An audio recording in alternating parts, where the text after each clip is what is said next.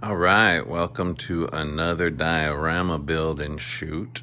And in this one, we're going to be talking a little bit about lighting and composition and showing you kind of the techniques I'm using to construct my diorama. So one of the things that I've learned in doing that, and welcome to my garage again, no judgment please, my garage is horribly bad.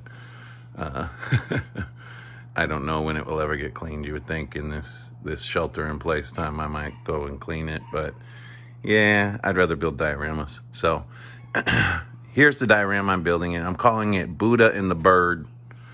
And I've already built it and shot some shots to make sure that everything comes together the way that I want it to. So that's what I've learned about these diorama builds and the shoots that I've been doing, even going out and shooting on the trees or around.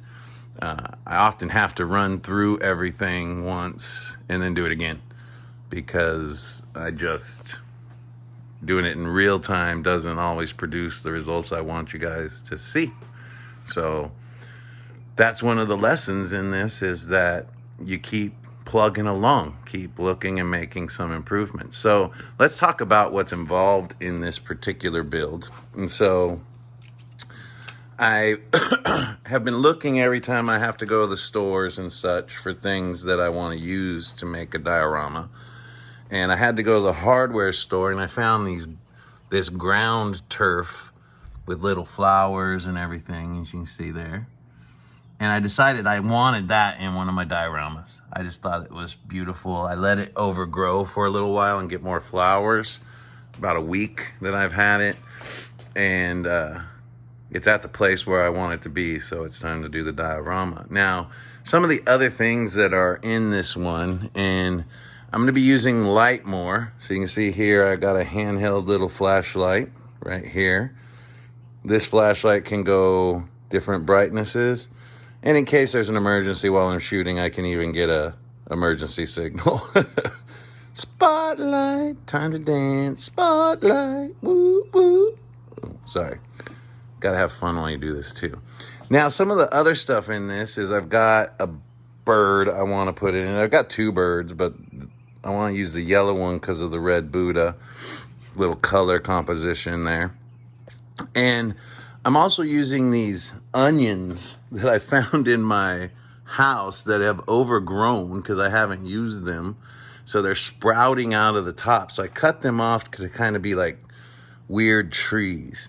Now, other elements that I'm including in this are some of these monkeys right here. If you take a look, I have these three monkeys. They're going to be kind of like Buddha's, like followers or practitioners, or looking to the Buddha for info. And you'll notice they're the hear no evil, see no evil kind of looking monkeys. One's covering an ear, one's like shading their eyes. It kind of starts in that motif. It's not quite the same, obviously. I've created a foreground element using the florist foam and the fake grass.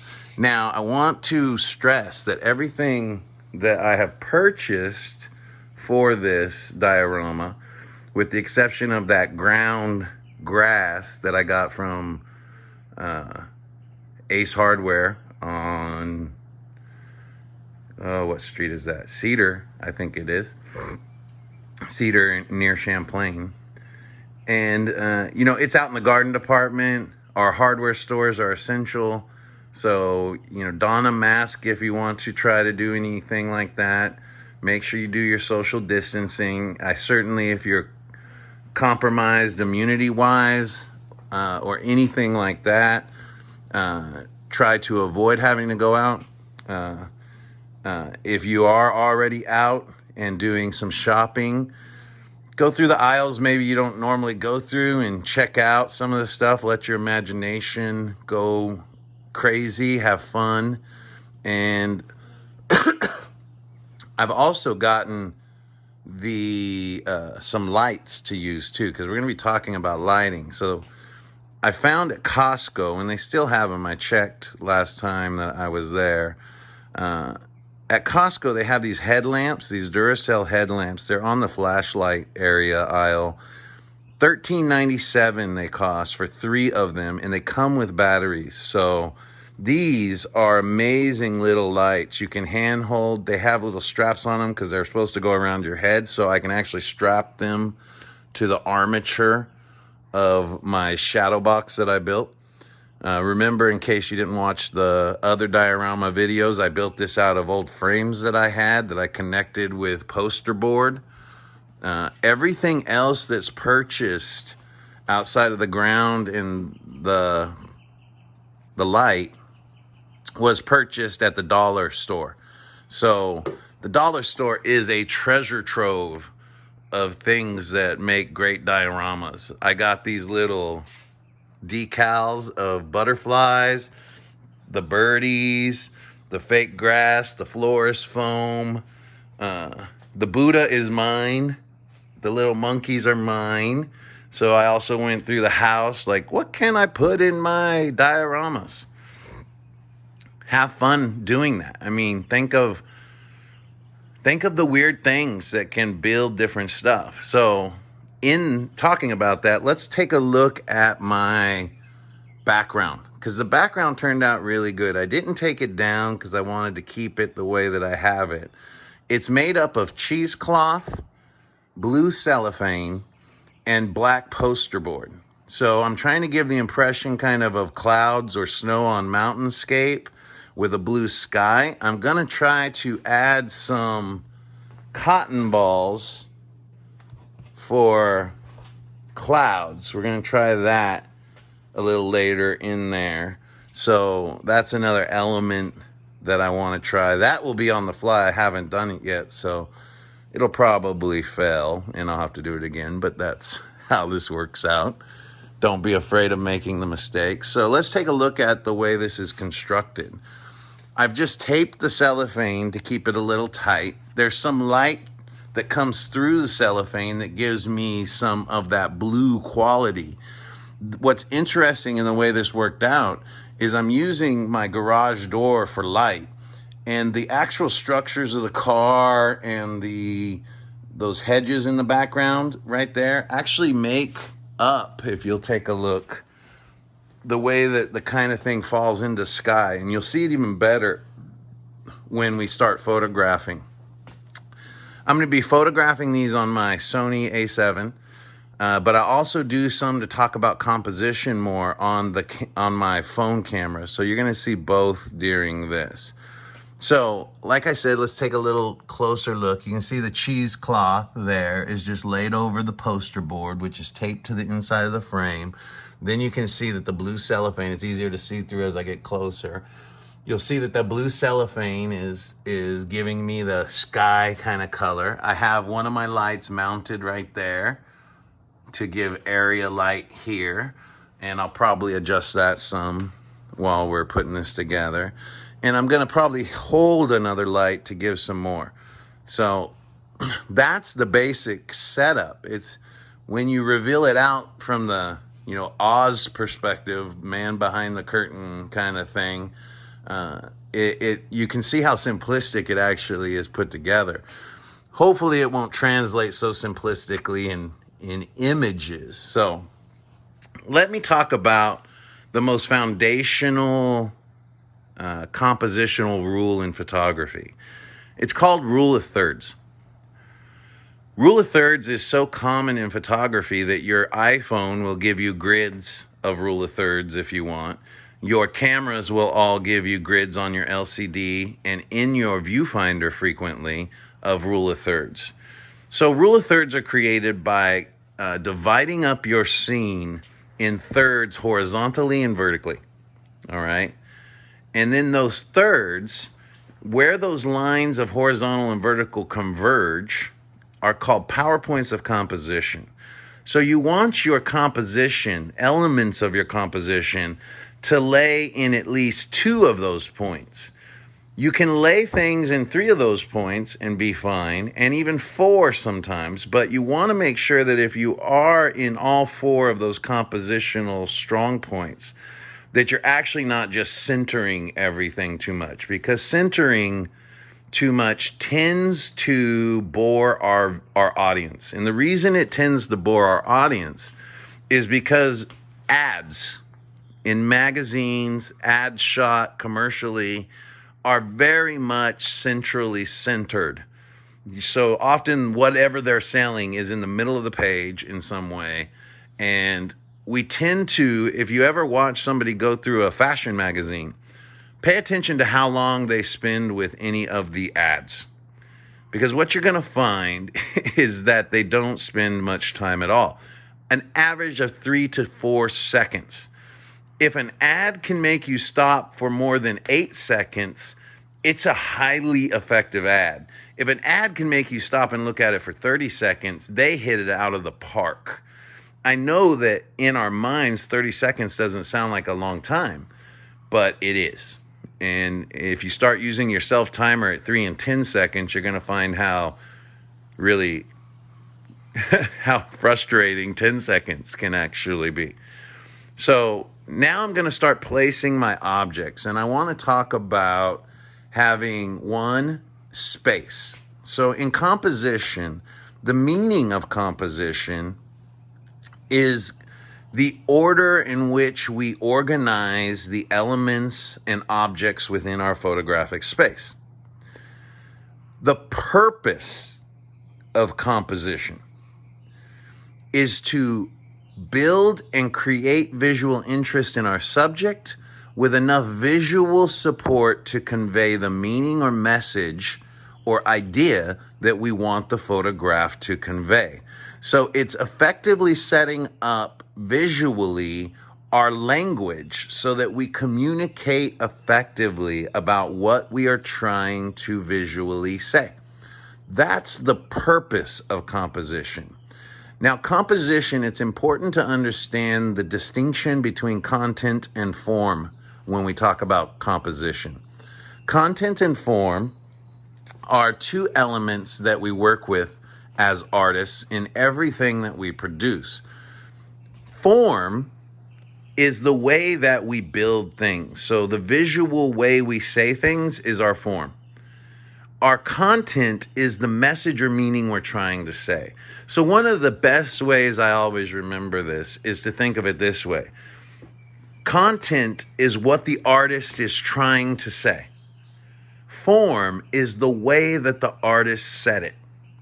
So it's important to start thinking about those two separate distinctions, because when we get to our final critiques, our last week of class that we'll be doing for final, you'll want to talk about content and form specifically, and we'll talk more about that as we get closer to that.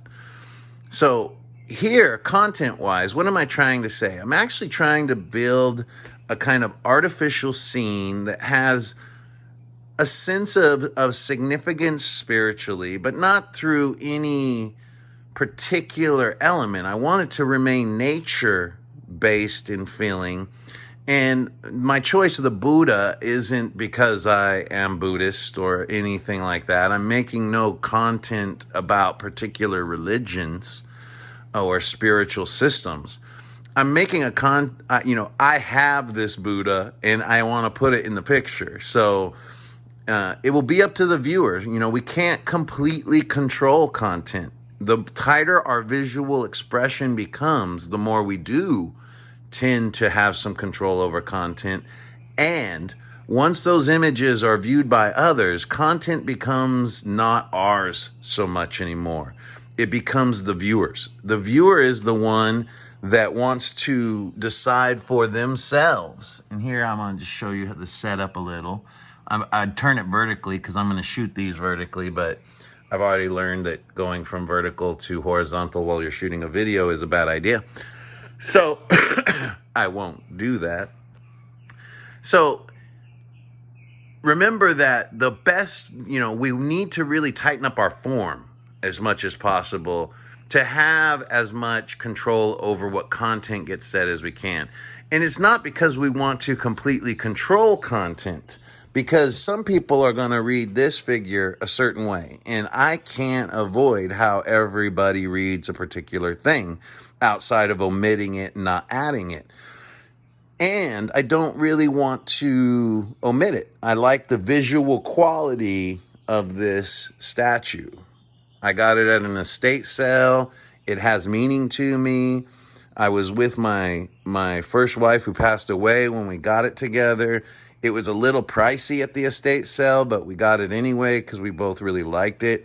I've never seen another cerulean. This is cerulean Buddha carved like this. It's all hand carved also. And it's got a ruby inset in its forehead, which I really kind of dig on a lot. So visually, it's just striking to me, especially the red, because color itself is compositional too. So the red set against the green and against the blue sets up a perfect composition of red, blue, and green, of which are our primary colors of light. And so photographically, it's going to create a strong, cohesive color composition. So I don't want to get too much into color composition at this point because we want to just understand the arrangement of things, not so much how color affects them. We'll talk more about that as we go forward. But I want to concentrate on building space in our scene. So when we talk about photographic space, we're talking really about three things, right? We're talking about foreground, midground, and background. And our subject tends to occupy which one of those? Midground. So my subject really, the most significant object is this Buddha. So I'm going to place it right in the midground. You'll notice it's also pretty centered, although it's not going to be perfectly centered in my frame. It will be down towards the bottom more. You can see, though, that it is the central element.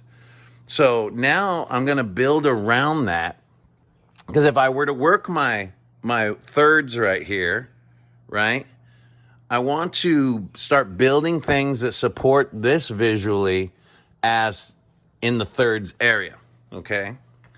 So next I'm going to place my onion trees. These are the weirdest looking things, right? Ooh, I like that visually. I never even thought of doing it like that. Nestling it in like that. Maybe that might be visually more interesting. And then I have another one that I've actually clipped a dollar store bird to right here. And I want the bird to be kind of referencing visually the Buddha right there. So the reason I want the bird representing the Buddha or visually acknowledging the Buddha is because when we see something looking at something else in a composition, it creates implied line. Line comes in two different forms, and you're actually looking at implied line right here. The bird kind of looking towards the Buddha will allow us as viewers, when we get to the bird, to visually re-reference our subject. That's implied line. If I were to point in a picture at something, I would be creating an implied line. Now, interestingly, we have real line going on. Real line is created by the outline of objects, but also we have real line that's coming across our background here with the cheesecloth on the black mountains. And then the line between the cheesecloth and the sky are both creating real lines that start to acknowledge where our Buddha is again. Notice how it goes through the top of the head area of the Buddha, right?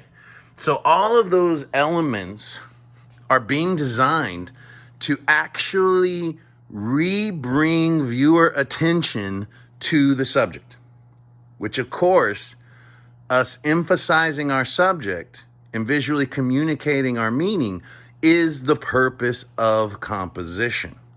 So the other elements that I'm going to place in here, the other elements are my monkeys, and I'm going to have them also facing Buddha. Let's have the mama baby over here so we can actually see the baby possibly. We'll have another one right here like he's listening to the Buddha. And then I'm going to have my other one right here like he's shading the sun and trying to listen to the Buddha. I already love the space that's being set up here, right? It's kind of really beautiful to me. Now, I have a butterfly that I wanted to place kind of right here, and I put some tape on it, and I'm just taping it to that element. See? Now, notice again, it's framing. It's using my PowerPoints of composition. The bird and the butterfly essentially are sitting in my PowerPoints. I'm creating some foreground element with the monkeys. Excuse me. And then I have some fake grass set up here that I'm just gonna add as another element, kind of just to give some visual interest and change to my scene. Let me bend those a little, or maybe turn it. Ooh, I like that. Let's see how that works out in my shot. So now I've got that set up. I'm gonna change my light a little. I like the background here. So now I'm gonna get my camera set up, and then I'll be coming back with some other elements to add. So see ya in a sec. All right, we are back. And I now have everything set up the way I want. You can see here, I've got my foreground elements, my monkeys, my bird, my butterfly. I'm gonna try to add some other element to the background, but we'll do that after we talk about this shot, all right? So I'm shooting it from my camera. Turn off my light. I'm shooting it from my camera. Let's see how well I can get that in here. I'm on a tripod because I want to shoot it at a low ISO. You'll notice my ISO is 100. I'm shooting at a +3 exposure right now. I'm going to move it to 0 so I have a proper exposure. My f-stop is set for shallow depth of field, wide open on this lens. That's completely as big as it gets at f4. So that's going to give me some depth of field difference between the focus quality on the monkeys and the focus quality on the Buddha.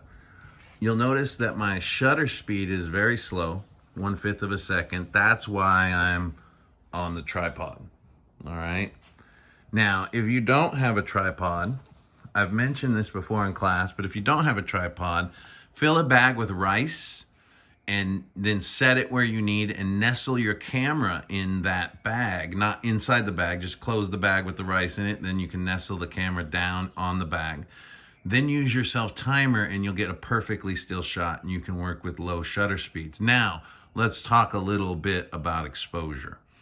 If I cannot steady my camera, 1/5 of a second is far too slow to get a still shot. You're gonna get blur. Nobody can hold 1/5 of a second perfectly and get no focal quality loss because of movement of the camera. So remember, our shutter speed controls motion. Faster shutter speeds freeze motion, slower shutter speeds can blur it. So if I were to move this camera while I'm taking the shot, I would get a blurred effect.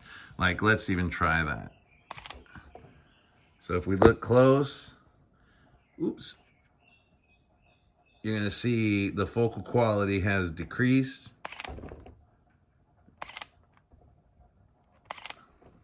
There we go. So you can see the movement now of the camera. Dang, it still came in pretty good here. Now let me go to the shot. There we go. So you can see how blurry the actual shot is. If I go back, you can still see not as blurry, but still blurry. And then if we leave it on the tripod, right, and we just shoot still, you'll notice now the image is, let me get it, let it focus, is sharply in focus, except we do get some difference. If I get too close to my camera, it turns itself off. Let's see if I can see that. You'll see in the final images that there's some loss of focal quality on the actual monkeys because of the shallow depth of field, but we're not seeing it really in that small image. Remember too, if you're shooting on a camera in particular, your LCD is a small version of your image, and it always looks more in focus and always looks better in that small version. It's sometimes when you get it to your computer and you look at it fully, enlarged, you go, ugh, my focus was awful. So you can see now how my camera though is isolating my image. And then let me find if I can.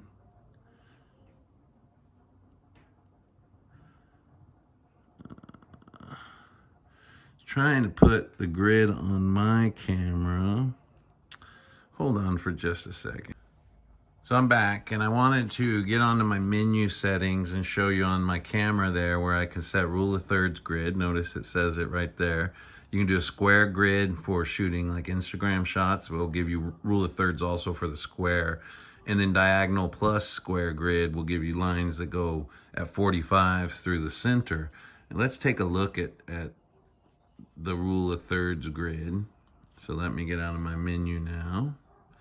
And now you're going to see those lines. See my rule of thirds grid right there. And you'll notice that the elements don't have to perfectly be on those power points. But what I'm going to try to do is add a cloud at some point up to the top right hand area of this frame. Not the very top, but a little above that third line right there. And you'll notice that my central power area, which is that middle rectangle, is where my Buddha comes into frame the most. And you'll see, like, if you isolate just that kind of square, you can see that. Now, even though my point is right there of the two lines intersecting, this still is in the general area. You don't have to think of the grid as a locked down function. You want to think of it as a grid that you can move around to use the elements the way you want. You'll notice that here, even though it's not right on the point, I'm referencing the point. Here, I'm referencing the point. You'll notice here we're building foreground below, and here we're starting to build a background above. So we're creating space still, utilizing a loose interpretation of the rule of thirds grid. Now, some photographers, and I'll show you this when we talk about it more next week on our module, some photographers really strictly follow the rule of thirds. Bill Brandt is one of those photographers. And then photographers like Gregory Crutzen tend to use the grid and slide it around in the composition to fit the natural elements as they either set them up or as they find in the scene. So it's two different ways of working with the grid. I tend to work more like Gregory Crutzen than I tend to work like Bill Brandt. I'm definitely looser in the compositional rules. I think the compositional rules are there to be referenced and used sort of like writing poetry, right? You can strictly follow guidelines of like your rhyme scheme or your cadence or flow of words, or you could, write really more modern kind of contemporary abstract poetry like E.E. Cummings, for example, where it's the way the things sound that leads you to the form. So here it's a looser form, but to me it's a more playful form that feels more natural. When I strictly follow that rule of thirds grid, I tend to feel like I'm mechanically producing images like in a very canned way. So I really try to have a more loose interpretation of the rule of thirds. Now there's some other, elements of composition we're going to be talking about, like leading lines, implied lines, real lines, all becoming leading lines. And you'll notice that we're working with a lot of these in this image right here. We're working with implied lines from the bird to the Buddha. We're working with an implied line from the butterfly to the Buddha, and then implied lines between all three of our foreground monkeys and the Buddha. Notice all our elements reference or frame our subject. That's composition. That's how we uphold our subjects and make them stronger. Now, we can go too far. This is borderline, I think, going too far. But I think it's right there where it needs to be. I really like this view, actually, What I'll be doing is also shooting with my camera to show you how you have some advantages visually with the camera, with your phone as a camera, because I can go in and really start interpreting this scene. Oops, I did the vertical again. Interpreting this scene in very different angles. And that becomes a little more difficult to do with the bigger camera, because physically getting it in those spaces is a little more difficult. And I'll show you the difference, and I'll post the different shots so that you can see. All right. Now let's start talking about our space. We've talked about how we've created a foreground with the grass and the monkeys, a midground with our Buddha, and a background with our cellophane, our cheesecloth, and our poster board. And when you see it all like this, you can kind of see how it's all put together. I have one light that I've put above here to give some light down below, and I'm gonna probably adjust that some down because I want it to kind of hit a little more. This is the hard part of working alone. You gotta kind of keep trying things yourself and then going and looking at them. So I went too far to the side. So now I'm gonna adjust here. And then I'm gonna go around and look. Oh, that's definitely getting better. I do like how that looks on here. So what I'm gonna do is use one of my other headlamps to give some foreground light while I shoot. So here you can see that light. I don't wanna create a lot of shadow, and I wanna make sure I'm illuminating my Buddha enough. So right there is looking pretty good. I'm liking that. So I'm gonna turn that off for right now, and then we'll use it in a second. I might shoot some at this lighting also, because if you have it, try it. You never know. The way we learn about not only what we like visually, right? Like, cause I really like the visual quality of the darkness that's being built. It's not coming through as much on this image, but it's very moody.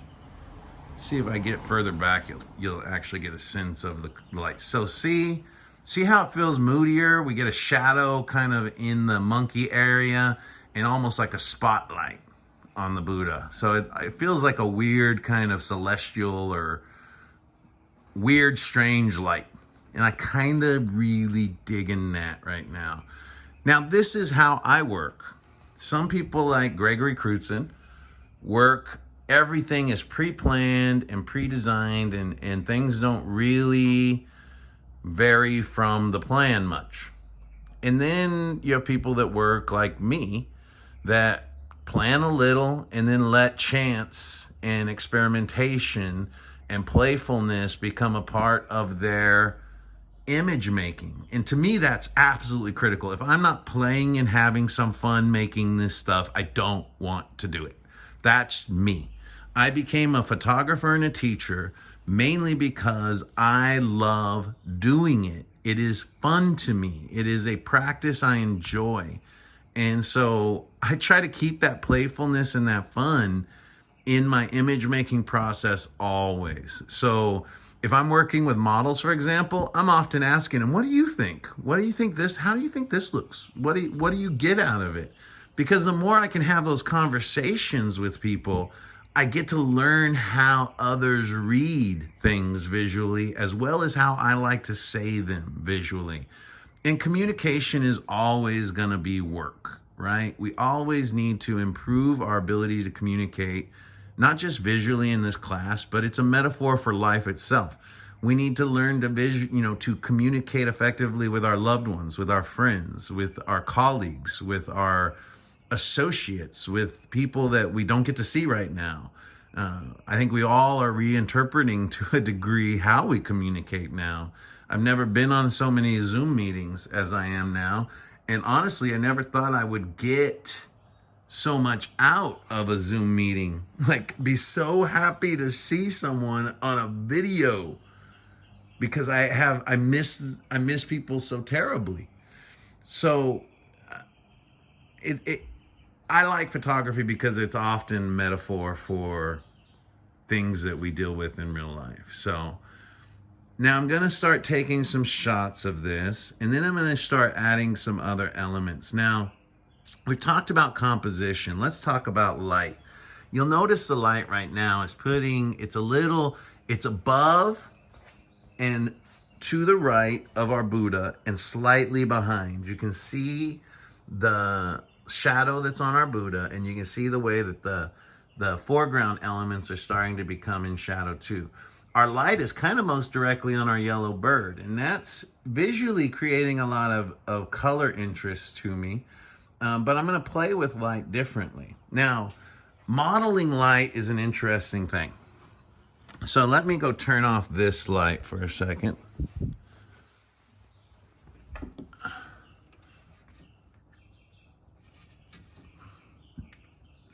we go. I'll have to readjust it a little when I do use it.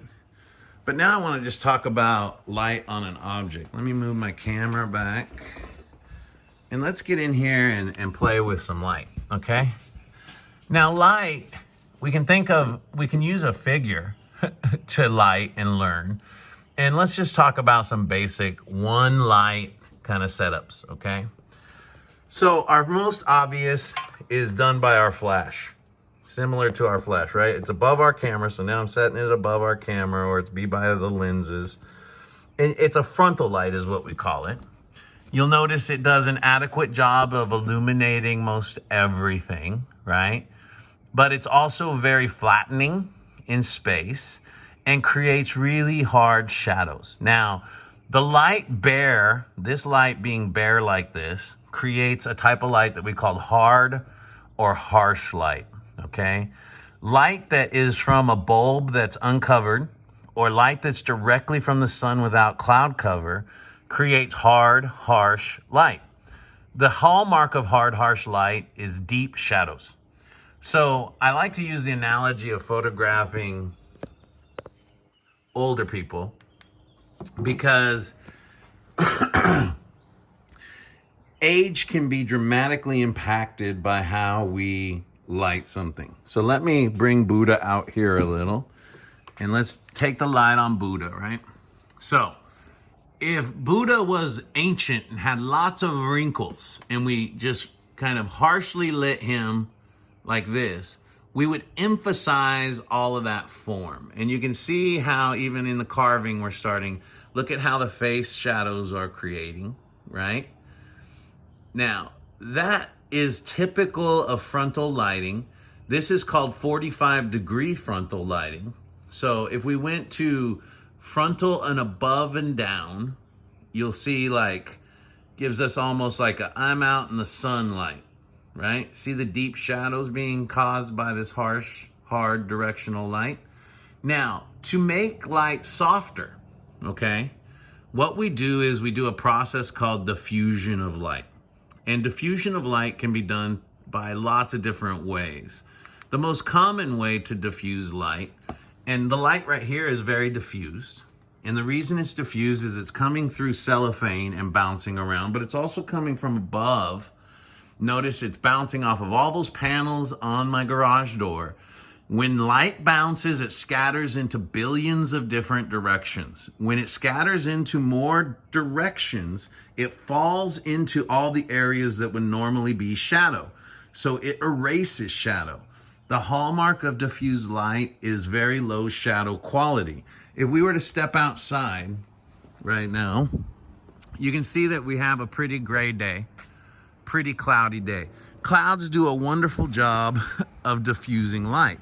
So if you start looking around our scene, we're not really getting anything casting really hard shadows. If we look at these vehicles lit like this, the only hard, harsh shadow that we're seeing falls under the vehicle, where of course light has the most difficulty getting into because it can't really bounce directionally like this under the vehicle. We'd have to light that separately to cause that effect.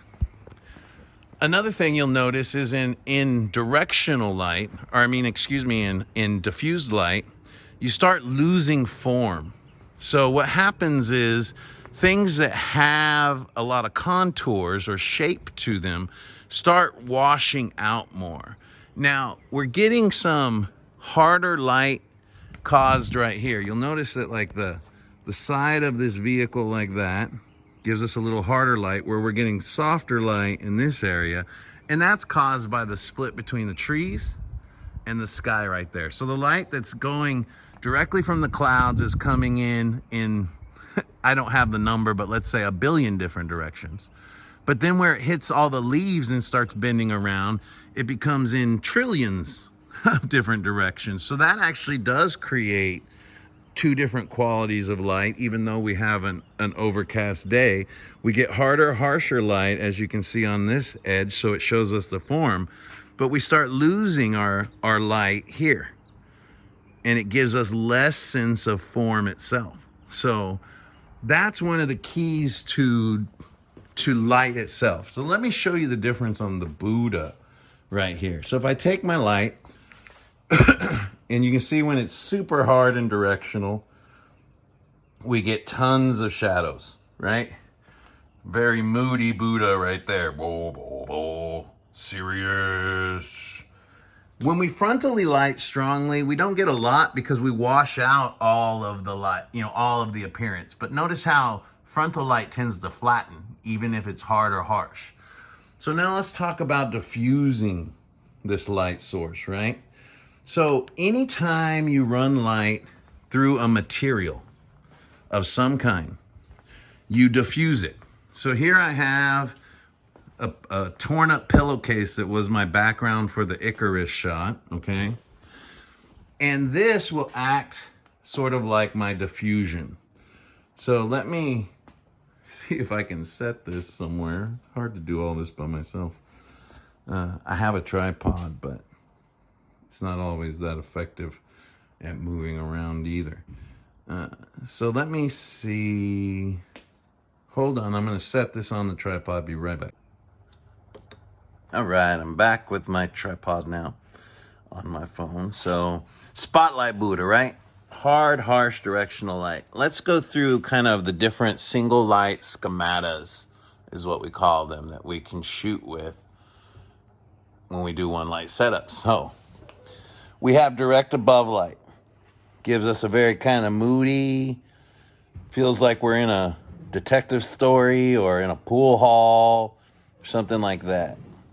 Angles are, dependent on objects also, how they end up turning out. I do like that kind of look visually from a single light above. Excuse me. Now, there's also lighting known as horror lighting. And you've all done this, actually. Let me see if I can get even closer here. So when you do the ghost stories, right? At the campfire, and you're like, ooh. We call that actually horror lighting. So horror lighting is used a lot in horror films. Lighting from underneath that gives this kind of eerie, weird ghost storytelling feeling to things. So those are above and below. So then let's talk about the most common light for portraiture is known as Rembrandt light. All right. Rembrandt light is light that is we call it 45 up and out. So what does that mean? So if we're on this axis here from our camera, right? Direct line 2, that would be our 90 degree. So if we come off at the 45, it would be splitting that 90 degree angle, that angle that comes here to the camera and then sideways, right? So we divide that up, that would be our 45.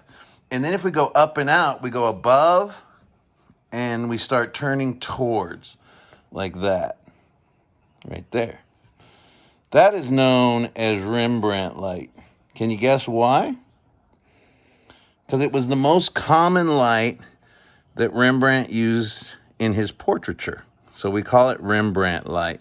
It creates interesting shadows. Let me see if I can get closer here. It creates some interesting shadows on our face.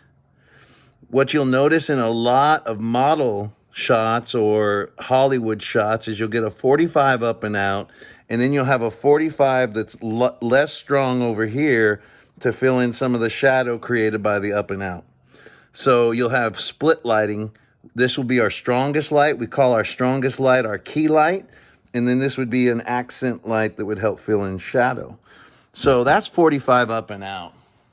And then we also have 45 just up, which is like what we do often with our flashes if we try to keep from doing just straight frontal light.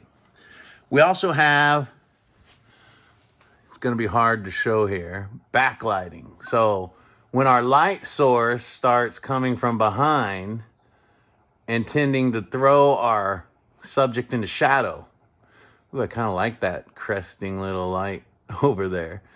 Then we have what's called backlighting. And we're in a kind of a backlighting situation here when we don't turn on that front light. So let me show you kind of how that would end up looking. Let me set my tripod in here. Excellent. So if I come around here and start trying to shine a light directly, this might not work out too well for me here. Let me see here. It creates some pretty good light, actually, just from above. So we're getting the diffuse light that's coming from above, as you can see, which is giving us some fill-in. Let me see if I open up my garage door all the way.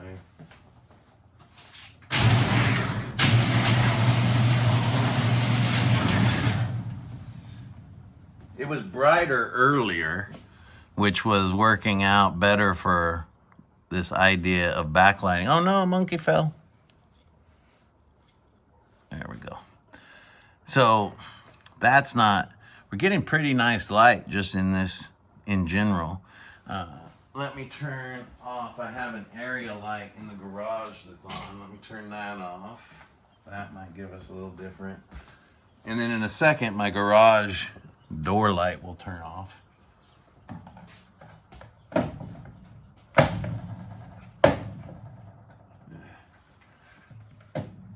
it.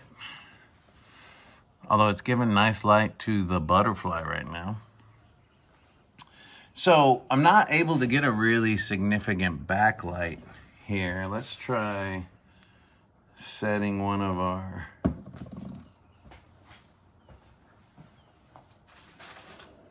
lights here in the back. That might give us the sense.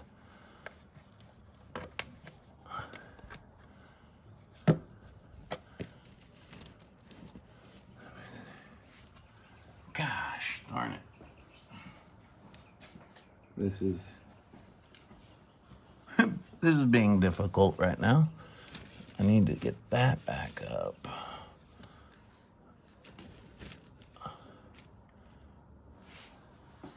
Okay, that's all right.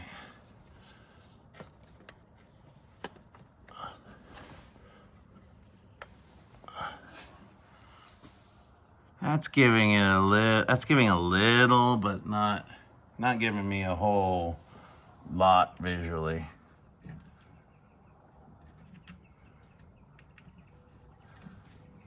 Let's see if that will create even more. That's getting a little more. Add this to it. There, you can start seeing how he's falling into shadow like backlighting. We've talked about contre-jour and silhouetted light, and that's extreme backlighting. So that gives you an idea of what backlighting does. Now, when we're shooting in studio, there's also half-face light, it's called, which is directly side light.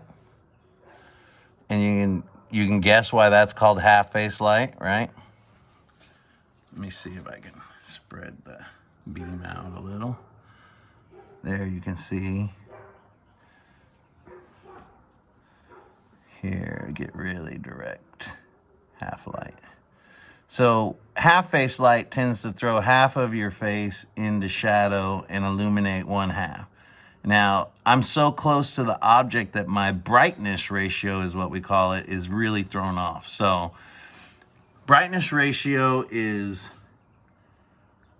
how we determine how brightness will be affected by distance of light source. So the closer a light source is to the object it's illuminating, the brighter that object is lit up. That makes total sense. It's kind of common sense, I would think.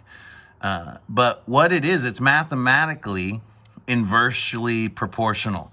So if you move twice as close to an object with the light, you increase brightness 4 times. If you move 4 times closer with the light, you increase brightness 16 times. So it's inversely proportional to distance. So the further, if you double the distance, you cut the light out by you cut it to a quarter of what it was. If you go 4 times distant from the object, you're actually only getting a 16th of the light that you were before. So those things are actually inversely proportional and can be kind of thought of mathematically more when you're doing your lighting. I don't think of it mathematically. I light by feel, and then I get it to where I want it, and I photograph it, and then I change the light and try other things, and I photograph that, and so on and so forth. That's my method. So here, what we're gonna do is I'm gonna light the scene the way I want it, and then I'm gonna photograph that. Then I'm gonna photograph with my phone and move around while I photograph to show you different elements of composition that way. And then we'll take some final shots. I'll show you the edit of those too, and then you'll get to see them all in the video. So let's go ahead and start lighting this scene the way that I want to light it. So I'm gonna come and put my recording right there, move my camera back into place. I taped where I wanted the legs of my camera tripod to be. I taped to the actual floor of my garage so I can find it easily. All right. So now I'm going to check my focus. And I'm really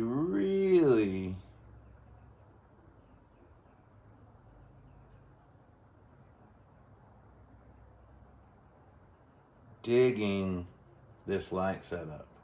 So I'm gonna, it flickers because the headlights tend to flicker a little, as you can see. Now I'm gonna increase my brightness by changing my exposure compensation. So let me show you what that looks like here. So I'm on my camera here. My exposure compensation is this plus and minus number right here. That's also how I read my light meter. It's at 0, 0 right now, which means that it is the proper or correct exposure. Now on my camera, my exposure compensation dial is actually right there. So you can see it goes from -3 to +3. So if I go into the plus range, I'm overexposing. If I go into the minus range, I'm underexposing. And let's take a look at what that looks like, all right? Here we go into the plus. Look at how the image brightens up, right? I'll take a shot at that.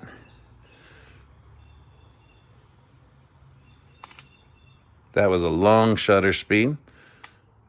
Now the way, how long will it take to see your image? That is how long, let's say it's a 10-second shutter that you use. It'll be 10 seconds to process typically that image. You'll go dark with your camera the length of time that you expose for. You'll notice right now I'm at 3.2 seconds. You can see right there, 3.2 seconds. So 1, 2, 3, 1, 2, 3, right there. So that's what you can expect. So if you're doing astral photography and doing 10-minute exposures, you're going to sit there waiting in between shots 10 minutes for that shot to process on your camera. Higher end cameras can process faster, but most don't actually. So here you can see that's very blown out. I kind of like it actually. It's got this weird vibe to it. Now let's go and show you normal again. So here is at 0, right there. You notice how much quicker that processed because my exposure was only 1/10 of a second. So now let me go minus and show you. So that's -3 right there. Very dark. I've got a background basically. And here will be, let's go -1. And you'll see that. Now, should you ever shoot minus, there's only really one situation I would recommend shooting minus. And that is when you are in noontime sun, your shutter speed is as fast as you can get it. Your aperture is closed down to like f/22, the smallest size you can get, and everything is still blowing out, and your ISO is as low as it can go, right? In that case, you start going to minus exposures. But that's really the only case. If you want darker images, remember to actually expose at proper or even 1 over. I tend to expose most everything between 0.7 and 1 over, right there. And even though that might give me a brighter result than I want, I will use my editing to bring that down. So you can see every time I go by my viewfinder, it closes off my image. That's one of the features. I need to just turn that off in the menu. Go to the menu right here.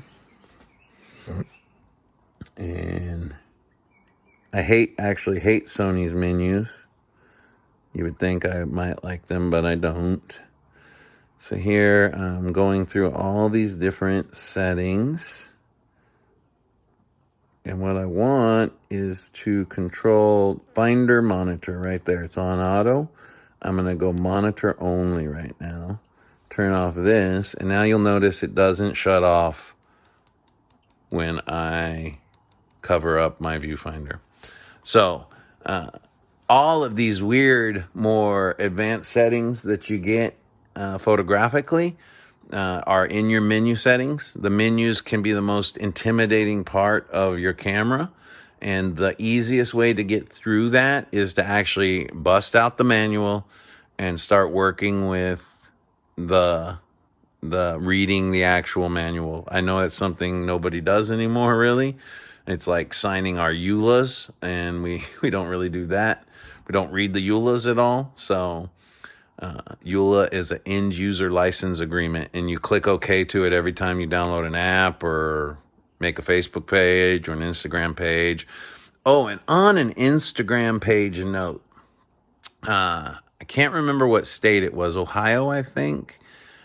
Somebody sued because their Instagram images off their Instagram are ripped off and used by advertisers. They actually lost their case. The judge ruled that because of putting them on Instagram, you gave up your license to the pictures. That is not good, in my opinion, to let you guys know. It's setting up a lot of publishing rights. It's basically opening the door to take advantage of every artist that I know. Every artist has an Instagram page. It tends to be the artist's kind of format. And now I'm thinking maybe I don't do that on Instagram anymore. Maybe I don't post my finished images on Instagram, maybe rough ones, maybe. I don't know. I'm trying to think it through. But I was very disheartened to see that ruling. And I talked to a friend about it who's a lawyer, actually. And if you go through the EULA of Instagram, you essentially do give up licensing rights to Instagram. So in a dystopian future like we seem to be perceiving now, that means that Instagram could just take whatever you post and sell it to people. And it's interesting that Facebook's original EULA, and the reason I didn't join Facebook at first was because it said they owned your pictures. And then nobody really wanted to sign up when that was the case, so they changed it, I think, a couple months after they started Facebook. But maybe those EULAs have been chipping away at artist rights all this time, and we've just been clicking okay, because who the hell actually goes and reads those, right? Nobody. They just go scroll to the bottom, click that they acknowledge it, and say okay. So be careful on that. Now I'm going to go ahead and take some shots with my camera, and then I'm going to go in and start photographing with my phone. So the images I want to get with my camera are pretty set up already, but I'm going to actually try to add an element of cloud, if I can, to my image. So I'm going to try to work on that now. So stay tuned, and hopefully we'll come back with some. All right, we're back, and you can see I've got some cotton ball clouds that I've built right there. And I changed my lighting to being above and down to really change mood-wise what I'm doing right here. So I'm gonna photograph this. I have actually a headlamp on that I'm gonna turn on, and I'm using that on my head as directional light as much as I can. So I'm moving my head back, and I'm gonna try some shots filling in some light right there in that way. Now, you can see my headlamp is very harsh and directional. I can turn it down a little. There's 3 different levels of light on this particular one. Now, that one right there, I want to take a shot of. So I'm going to hit my camera there. Gonna back off a little to decrease the light. See, distance, brightness ratio. And I'm going to take one a little less brightness ratio. And then even further back. And you'll notice it's creating a more frontal light the further I get back. Now you can see without light. Take another shot of that. I kind of like it without the light. I like the backlighting and above lighting on the Buddha that gives that really nice moody shadows to my foreground monkeys. If you can see that a little. It doesn't show contrast as well photographing like that. Ooh, look at my headlamp. Ooh, it's like the sun now. So you can see there how my headlamp affects the overall image there. Thank you.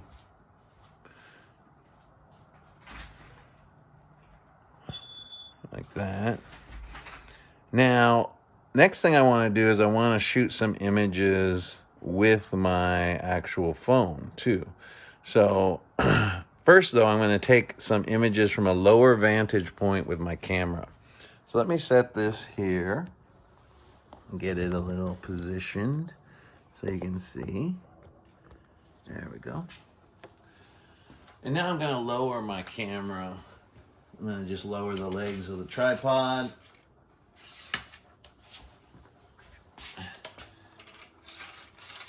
You know, tripods can be adjusted pretty much anywhere you want them. I tend to try to stick to the fully in or fully out kind of leg setups because they're easier to reference. If I have to do really specific ones, then I'm going to actually probably do that. Nice. See, the lower one is really visually interesting, especially if I start using my headlamp there. Let's turn the brightness to its lowest. Ooh, I like that. Let's get a light shot there. Now, the depth of field is really becoming obvious here. So, my battery on my camera is going out. Let me... Where am I getting... Ooh, look at that. Highlight on the... I'm catching on the corner of that.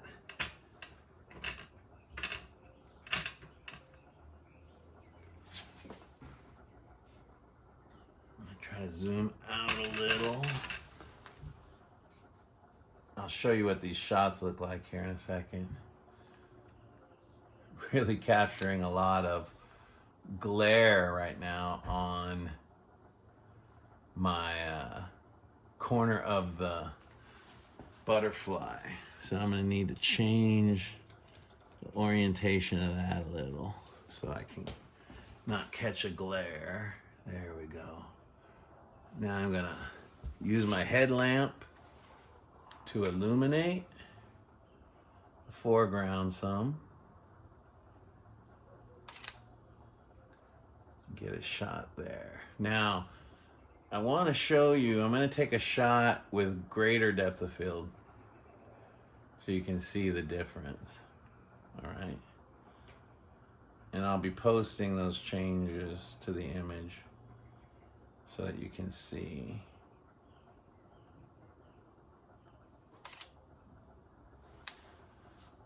All right.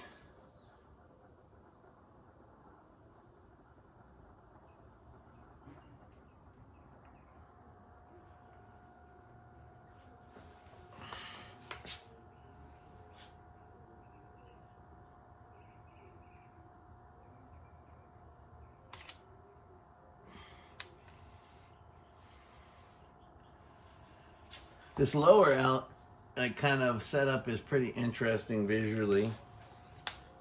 Let me show you what that's looking like here. You see. And I've increased my aperture to f/22 so that I get kind of foreground and background in focus.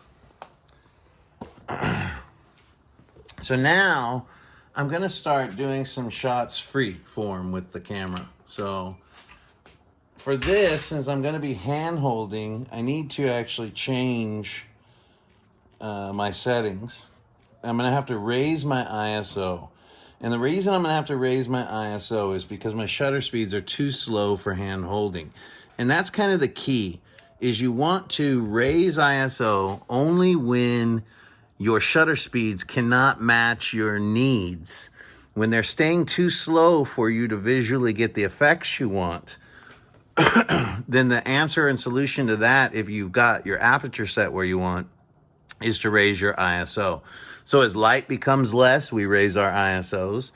As our shutter speeds become slower, we raise our ISOs. As we need to have faster shutter speeds to freeze action, we often need to raise our ISOs, okay? Remember the interdependency between all three of our variables. Our shutter speed is how long we're gonna expose to light and controls motion, whether motion is stopped and frozen or motion is blurred. We have aperture, which is the opening, the size opening light goes through. The larger that opening, the shallower our depth of field is, the less focal range we have. The smaller that opening is, the greater our depth of field is, and the more we have focus throughout our photographic space. And then ISO is the sensitivity of our sensor to light. And so if we are shooting in really low light situations on auto, it's gonna jack our ISO up, which ISO increases when you raise ISO, you increase noise. Lower ISOs give you less noise visually. So it's always a balance between, can I live with the noise? Is it something that's taking or distracting away from my image? Or can I, work with the noise and even do some photoshopping to help negate the noise afterwards? All of those are options. The last variable I consider is ISO. I always consider my aperture first. What kind of focal range do I want?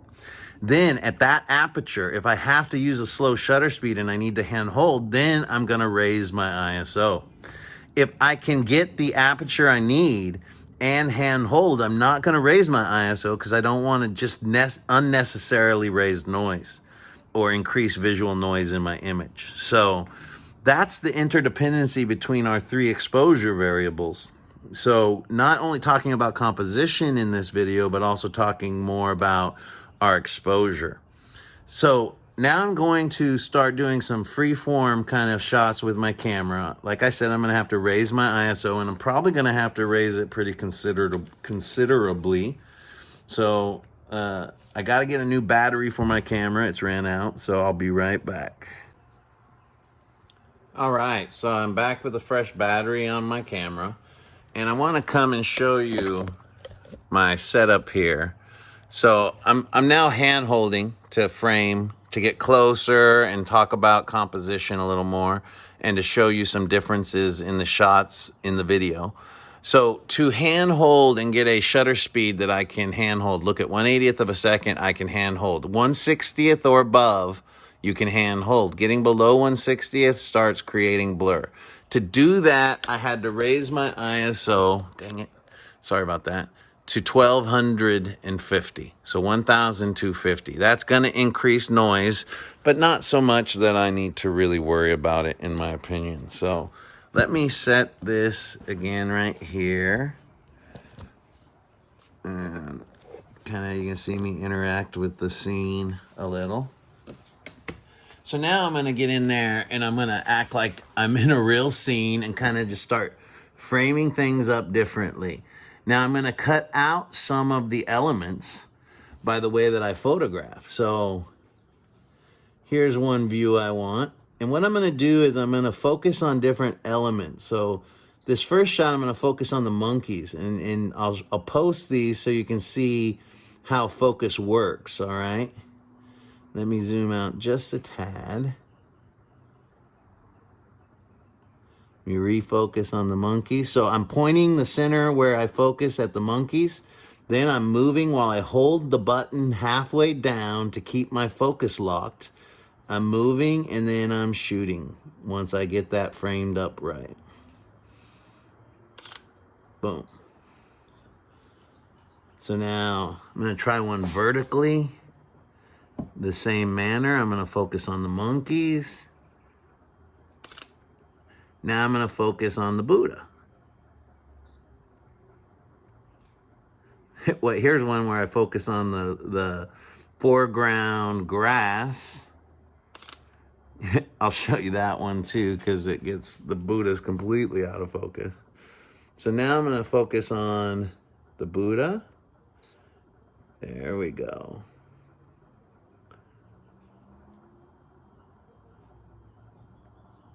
I'm holding my button halfway down to keep my finger, to keep my focus the way I want it. And then I'm shooting at 80th of a second, ISO 1250, f 4.0 for shallow depth of field.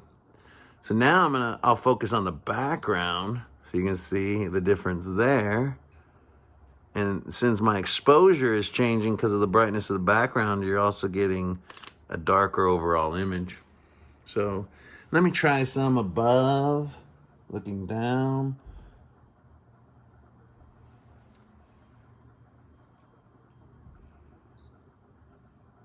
Like that. Looking down and above, like we look at kids kind of, tends to flatten out our scene a little more. It doesn't emphasize our areas as much. When we get lower, we tend to emphasize our foreground a little more. When we get higher, we often emphasize the overall scene more. So I'm really liking my shots that are a little more. I'm gonna move this element a little.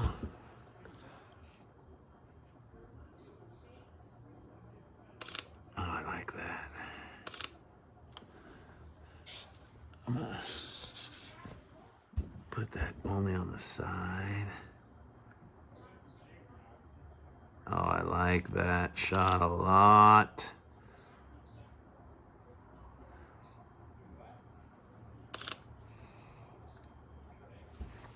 So let me show you some of these shots if I can. Here. Hold on a second. Let me take this off the tripod. The shots. Let me see if I can get. It's not going to be very easy to tell these shots apart in this format. You're going to see them better on the video. But you can see the different movements of elements and angles. Oh, I'm liking that shot a lot. Notice how out of focus the monkeys are, but in focus the Buddha is. Look how out of focus the grass in the foreground is. I'm really liking that orientation a lot. There we go. Brightening it up. You can see now I've focused on the grass. You can see the Buddha's out of focus. This is playing with depth of field. This is by adjusting our aperture. This is the types of changes that we introduce. You can see how lighting combined with that changes image a lot too. the thing to do is to play with these elements. Playing with these elements is what teaches us the most by far. If we aren't willing to play with the elements, then each setup we do, we aren't learning all the different things that we can from that setup. So do yourself the prize favor. And I'm telling you, I've learned this the hard way so many times. Please don't learn it the hard way. Is try everything while you've got this set up. Don't deconstruct, look at your images, go, geez, I wish I would have taken one like that. Because now's the time. We rarely will go back and set things up again. It's almost self-defeating doing that. I'm such a perfectionist at times that I make one flaw or make a mistake, I kind of throw the whole project away. And that's a horrible way to be as an artist. I've had to teach myself to be forgiving to myself, to allow myself to make mistakes, to allow myself to play as much as possible.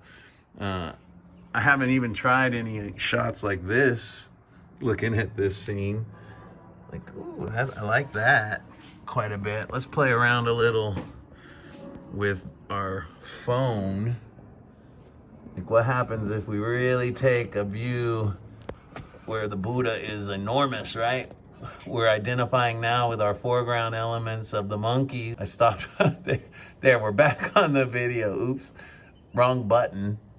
I can take pictures on my phone while I'm videotaping with the white button that sits above it on the iPhone. I don't know about how that works out on the Samsung phones. So I'm gonna now shoot some vertical video so that we can look at different ways of composing this shot with our phone. All right, we are back in. I'm capturing what I'm doing with my phone right here. So, like when I was shooting the trees. So now, notice how our phone gives us the opportunity to really get close to our elements. This is something that the camera often doesn't really allow us to do. So I've tried to build this in a way of capturing them both kind of manners. So I'm really liking this setup right here, right off the bat. I'm gonna go ahead and take one of that right there. You'll notice I'm focusing on the Buddha. Let's look if I focus on the monkeys. I'll start getting more background faded out, but still getting my Buddha in focus. So I'm tapping on the monkey to get the focus. Remember, we can adjust our exposures with the slider, like that. You can see how our lower exposures tend to emphasize the shadow lighting more. Our higher exposures will make things kind of look more washed out and flat. That's what light does. I'm gonna shoot one like that. Come back here. If I focus on my background, you'll notice the elements of my monkeys become out of focus. But my Buddha sits in the middle, kind of right in focus all the time. So I don't have to place it right on the Buddha, although I can. I still get some loss of focus in the monkeys. Now, I'm not sure how this will visually work on the video, but I want to use my lens. My lens is on top of my camera, so I want to actually flip it like this, because this allows me to really alter my view a lot. Like, look at that. Focus on the Buddha, boom. Come here, focus on the Buddha, boom. These are some really dynamic ways of exploring space with your phone. Something that your camera just doesn't do as well, frankly. I can come in here and like really, what's it look like to see the Buddha from this perspective, like I am one of the monkeys, right? And if you've set your space up well, right? Let's come here and shoot through that image right there. And notice I'm still aligning with my grid. I'm still thinking about rule of thirds. Notice how my main subject occupies 2 of those spots on the side there. So that's keeping it really as the most important element. I'm framing it with the clouds. It's being referenced by the monkey and the bird. All the elements are kind of leading to that subject. So, gonna move, there's where I want it. Excellent. So then we can even do really gnarly ones like that, right? We can totally play with our space as much as we want. We can set it right. Oops. Hi. Wrong camera. So here I'm gonna do the same thing, kind of like, oh, I like that. I like how the clouds are pointing right to the Buddha. Excellent, excellent. Try one from the side more. My background size starts becoming more limiting, you'll notice, because of the edges of my shadow box. And at the same time, I'm not as concerned about that as I might should be. There. Let me bend this a little. Oops, I didn't want to do that. There we go.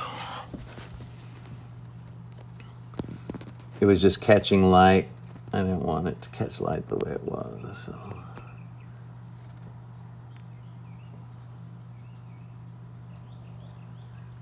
There we go. Let's try some horizontal shots if we can. Might have to do some cropping to get the edges out. But I do like some of these angles. Oh, that's interesting visually.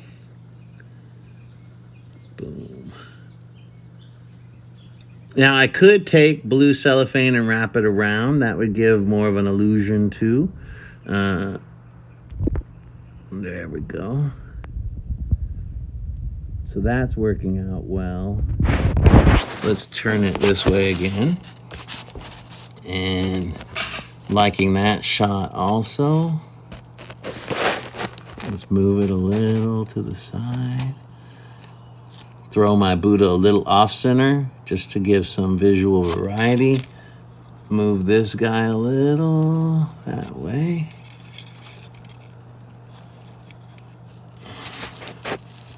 There we go. So much tighter framing here. Raise it. Oh, I like that angle right there. Perfect. So now I've shot several different types with my camera on my phone also. Coming in here and maybe doing a little different lighting. This gets difficult because I gotta learn to hold my phone and operate my light. Oh, I like that though. So I'm holding my phone against the ground to give me some balance. There we go. Excellent.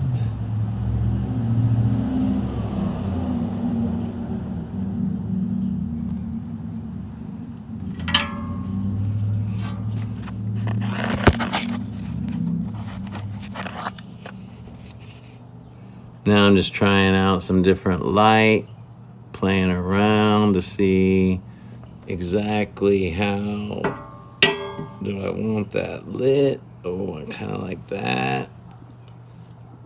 Give me some of those. So that's taking some with my phone camera, and you can really start getting into space here, right? Play around as much as you can. I hope that video didn't flip off. Let me see if I can find how to turn that off.